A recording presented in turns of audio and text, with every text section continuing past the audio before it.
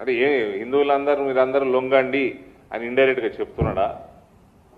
వాడేమో వస్తాడు ఏమో దారుస్సలాం దుమ్ము నాకెటోడు రేవంత్ అంటాడు.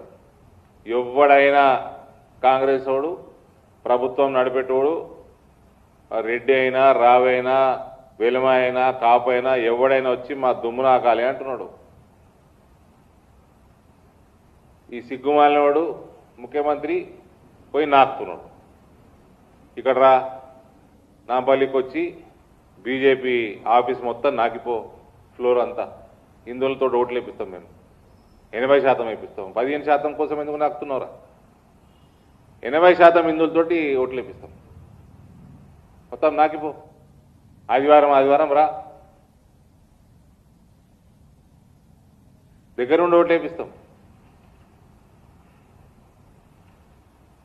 రేపు క్యాబినెట్ ఉన్నట్టుంది. రేపు క్యాబినెట్లో కల్మా ఇంట్రడ్యూస్ చేస్తున్నారు. కల్మా చదివి క్యాబినెట్ మొదలు పెడతారంట రేపు. అందరు టోపీలు పెట్టుకుంటారు. ఈ సిగ్గులేని ముఖ్యమంత్రి వీళ్ళు తుర్కోళ్ళందరూ 2050 వరకు భారతదేశం ఇస్లాం రాజ్యం అవుతుంది అని వాళ్ళు ఏదో ప్రణాళికతో పోతున్నట్టున్నారు వాళ్ళ ఆర్గనైజేషన్స్. ఇటువంటి సిగ్గుమాల ముఖ్యమంత్రి అంటే ఇప్పుడే అవుతుంది.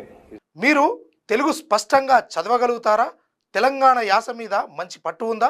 అయితే మీకోసం క్యూన్యూస్ ఒక మంచి అవకాశం కల్పిస్తుంది. ఇది ప్రత్యేకంగా విద్యార్థులు, గృహిణులు, వయసుతో సంబంధం లేకుండా ఎవరైనా సరే మీరు ఇంటి దగ్గర నుంచే పని చేసుకోవచ్చు. మీ వాయిస్తోనే ఇంట్లో ఉంటూనే మంచి ఆదాయం సంపాదించుకోవచ్చు. ఇంకెందుకు ఆలస్యం? వర్క్ ఫ్రమ్ హోమ్కి ఇప్పుడే సంప్రదించండి మా నెంబర్లు